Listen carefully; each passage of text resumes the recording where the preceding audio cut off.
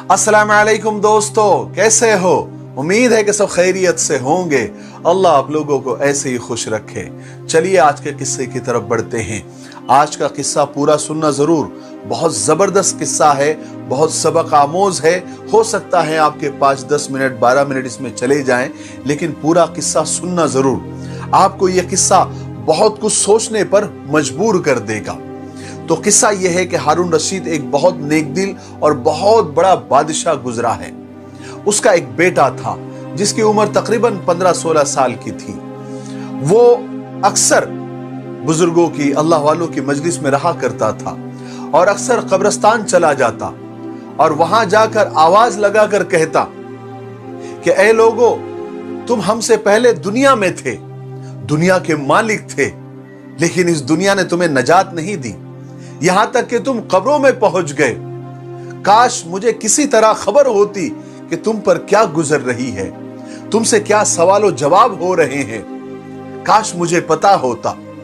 और वो अक्सर ये कहा करता था कि मुझे जनाजे हर दिन डराते हैं, मरने वालों पर रोने वालियों की आवाजें मुझे गमगीन रखती है। एक दिन वो अपने बाप यानी हारून रशीद की मजलिस में आया, यानी बादशाह की मजलिस में, उसके दरबार में आया। तो अब दरबार था, उसमें वजीर, अमीर लोग सब जमा थे और लड़के के बदन पर एक मामूली सा कपड़ा और सर पर एक लुंगी बंधी हुई थी। तो अब सारे वजीर और सारे अराकीन सल्तनत और सारे अमीर लोग आपस में बहस करने लगे, आपस में बात करने लगे और कहने लगे कि इस लड़के की हरकतों ने अमीरुल मोमिनीन को यानी बादशाह सलामत को दूसरे बादशाहों की निगाह में जलील कर दिया है। अगर अमीरुल मोमिनीन इसको जरा तंबी करे, डांटे, तो शायद इस हालत से ये बाज आ जाए। ये क्या रहने सहने का तरीका है, वो भी शहजादे का। अमीरुल मोमिनीन तक जब ये बात पहुंची तो उन्होंने अपने बेटे को बुलाया और उससे कहा कि तूने मुझे लोगों की निगाहों में जलील कर रखा है। जब उनके बेटे ने ये बात सुनी तो बाप को तो कोई जवाब नहीं दिया, लेकिन वहां पर एक परिंदा बैठा हुआ था। उस परिंदे से मुखातब होकर कहा कि तुझे अल्लाह का वास्ता जिसने तुझे पैदा किया है, मेरे हाथ पर आकर बैठ जा। वो परिंदा वहां से उड़ता हुआ आकर हाथ पर बैठ गया। फिर कहा कि तू अल्लाह के हुक्म से उसी जगह पर जाकर बैठ जा। वो परिंदा उड़ता हुआ फिर उसी जगह पर जाकर बैठ गया। फिर उस लड़के ने कहा कि अब्बा जान, मैंने आपको जलील नहीं किया है, असल में आप जो दुनिया से मोहब्बत कर रहे हो ना, उसने मुझे रुसवा कर रखा है और अब मैंने इरादा कर लिया है कि मैं आपसे जुदाई इख्तियार कर लूं। यह कहकर वो वहां से चल दिया। एक कुरान शरीफ अपने साथ ले लिया बस, और चलते हुए मां ने एक बहुत कीमती अंगूठी उसको दे दी कि बेटा इसको जरूरत के वक्त इसको बेच देना और अपने काम में ले आना। उसने वो अंगूठी ली और वो वहां से चला गया और जाकर वो बसरा पहुंच गया। और वो बसरा चला गया और मजदूरों में मिलकर मजदूरी करने लग गया, गारे मिट्टी का काम करने लग गया और हफ्ते में सिर्फ एक दिन शनिचर को ही मजदूरी करता और 8 दिन तक वो मजदूरी के पैसे खर्च करता। फिर 8वें दिन शनिचर को वो मजदूरी करता और मजदूरी में सिर्फ 1 दिरहम और कुछ पैसे लेता, ना उससे ज्यादा लेता ना उससे कम लेता। अबू आमिर बसरी रहमतुल्लाह अलैह कहते हैं कि उन दिनों मेरी एक दीवार गिर गई थी और मैं उसको बनवाने के लिए किसी मिस्त्री को ढूंढने के लिए उसकी तलाश में निकला। तो मैंने देखा कि मजदूरों में एक मजदूर निहायत खूबसूरत लड़का बैठा हुआ है, एक जंबील पास रखी हुई है और कुरान शरीफ देखकर पढ़ रहा है। मैंने उससे पूछा, लड़के मजदूरी करोगे? तो कहने लगा, क्यों नहीं करेंगे, मजदूरी के लिए तो पैदा हुए हैं, आप बताएं क्या खिदमत लेनी है मुझसे। मैंने कहा, गारे मिट्टी का काम है, क्या तुम करोगे? उस लड़के ने कहा कि मैं मजदूरी के लिए तो तैयार हूं, लेकिन मेरी 2 शर्तें हैं। एक तो मैं 1 दिरहम और कुछ पैसे मजदूरी लूंगा और नमाज के औकात में काम नहीं करूंगा, मुझे नमाज के लिए जाना होता है। अबू आमिर कहते हैं कि मैंने उसकी शर्तें मंजूर कर ली और उसको लाकर काम पर लगा दिया। मगरिब के वक्त जब मैंने देखा तो उसने 10 आदमियों का काम कर दिया था। मैंने उसको मजदूरी में खुश होकर 2 दिरहम देने चाहे, लेकिन उसने शर्त के मुताबिक 1 दिरहम और कुछ पैसे लिए, उससे ज्यादा नहीं लिए और वो वहां से चला गया। दूसरे दिन फिर मैं उसकी तलाश में निकला, वो मुझे कहीं भी नहीं मिला। मैंने लोगों से पता किया, तहकीक की कि ऐसी ऐसी सूरत का एक लड़का मजदूरी किया करता था, कल यहाँ बैठा था, किसी को मालूम है वो कहाँ मिलेगा? लोगों ने कहा कि वो सिर्फ शनिचर को ही मजदूरी करता है, उससे पहले वो तुम्हें नहीं मिलेगा। उसने काम इतना किया था और मुझे ऐसी रग़बत हुई कि मैंने 8 दिन अपना काम रोक दिया और शनिचर के दिन तक मैंने इंतजार किया और शनिचर को उसकी तलाश में निकला। वो उसी तरह मजदूरों के बीच में कुरान शरीफ पढ़ता हुआ मुझे मिला। मैंने सलाम किया, मजदूरी करने को पूछा, उसने वही पहले की 2 शर्तें रखी, मैंने मंजूर कर ली। वो मेरे साथ आकर काम पर लग गया, लेकिन मुझे हैरत थी, पिछले शनिचर को उसने 10 आदमियों का काम कैसे कर लिया था। मुझे उसका बड़ा तजस्सुस था, मुझे जानना था कि 10 आदमियों का काम उस एक बंदे ने कैसे किया था। इसलिए इस बार मैंने तय किया कि मैं उसका काम छुप कर देखूंगा और ऐसी जगह बैठ कर देखूंगा कि वो मुझे न देख सके। फिर मैंने वैसे ही किया। मैं देखना चाहता था कि एक अकेला बंदा 10 आदमियों का काम कैसे कर सकता है। फिर मैंने छुपकर उसके काम का तरीका देखता रहा। फिर अल्लाहु अकबर, मैंने क्या मंजर देखा कि वो हाथ में गारा लेता और दीवार पर डालता और पत्थर अपने आप ही खुद से जुड़ते चले जाते।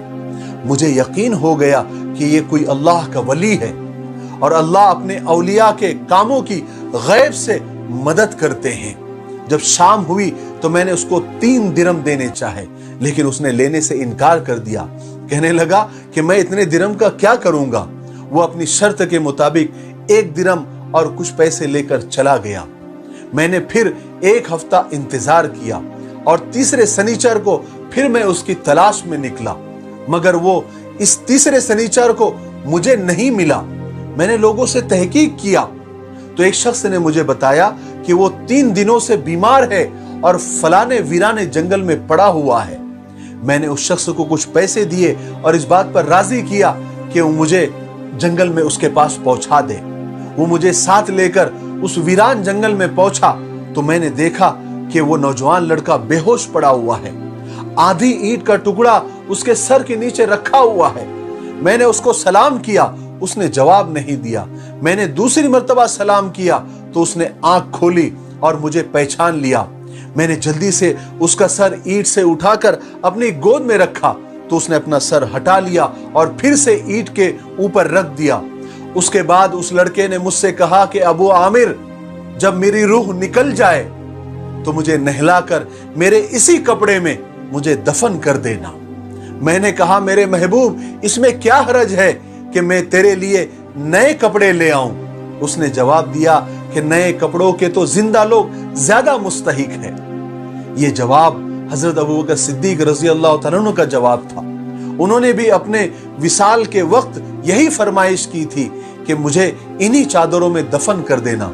जब उनसे नए कपड़े की इजाजत चाही गई तो उन्होंने भी इसी तरीके का जवाब दिया था कि जिंदे लोग नए कपड़ों के ज्यादा मुस्तहिक होते हैं, मुझे इन्हीं पुरानी चादरों में दफन कर देना। उस लड़के ने मुझसे कहा कि कफन पुराना हो या नया, बहरहाल बोसीदा हो जाएगा, खत्म हो जाएगा। आदमी के साथ तो सिर्फ उसके अमल ही जाते हैं। और एक काम करना, मेरी ये लुंगी और ये लोटा कब्र खोदने वाले को मजदूरी में दे देना और ये अंगूठी और ये कुरान शरीफ मेरे वालिद हारून रशीद तक पहुंचा देना। और हाँ, एक बात का ख्याल रखना, ये खुद उन्हीं के हाथ में देना और ये कह कर देना कि एक परदेसी लड़के की ये मेरे पास अमानत है और वो आपसे ये कह कर गया है कि होशियार हो जाओ, खबरदार हो जाओ, ऐसा ना हो कि गफलत और धोखे की हालत में आपकी मौत आ जाए। ये कहकर उसकी रूह निकल गई। उस वक्त मुझे पता चला कि ये लड़का तो शहजादा था। उसके इंतकाल के बाद उसके वसीयत के मुताबिक मैंने उसको दफन किया और वो दोनों चीजें गोरकन यानी कब्र खोदने वाले को दे दी। कुरान पाक और अंगूठी लेकर मैं सीधे बगदाद पहुंचा। कसर शाही के सामने यानी बादशाह के महल के सामने पहुंचा तो देखा कि बादशाह की सवारी निकल रही है। मैं एक ऊंची जगह पर खड़ा हो गया। सबसे पहले तो एक बहुत बड़ा लश्कर निकला जिसमें तकरीबन 1000 घोड़सवार थे। उसके बाद एक 10 लश्कर निकले, हर एक में तकरीबन 1000 घोड़सवार थे। 10वें जत्थे में खुद अमीरुल मोमिनीन यानी बादशाह सलामत थे। मैंने जोर से आवाज देकर कहा, ओ अमीरुल मोमिनीन, आपको हुजूर पाक सल्लल्लाहु अलैहि वसल्लम की रिश्तेदारी का वास्ता, जरा सा रुक जाइए। मेरी आवाज पर उन्होंने मुझे देखा। मैंने जल्दी से आगे बढ़कर कहा कि मेरे पास एक पर्दे से लड़की की ये अमानत है, जिसने मुझे वसीयत की थी कि ये दोनों चीजें मैं आप तक पहुंचा दूं। बादशाह ने उन दोनों चीजों को देखकर पहचान लिया कि ये दोनों चीजें किसकी है। थोड़ी देर सर झुकाया, आंखों से आंसू जारी हो गए। एक दरबान से कहा कि इस आदमी को अपने साथ रखो और जब मैं वापसी पर बुलाऊं तो मेरे पास पहुंचा देना। जब वो बाहर से वापस महल पहुंचे तो महल के पर्दे गिरवाकर दरबान से फरमाया कि उस शख्स को बुला कर लाओ, अगरचे वो मेरा गम ही ताजा कर दे। दरबान मेरे पास आया और कहने लगा कि अमीरुल मोमिनीन ने आपको बुलाया है, और एक बात का ख्याल रखना कि अमीरुल मोमिनीन पर पहले ही सदमे का बहुत ज्यादा असर है। अगर तुम 10 बातें करना चाहते हो तो 5 बातों पर ही बस कर देना। ये कहकर वो मुझे अमीरुल मोमिनीन के खास दरबार में लेकर चला गया। उस वक्त अमीरुल मोमिनीन बिल्कुल तन्हा बैठे हुए थे।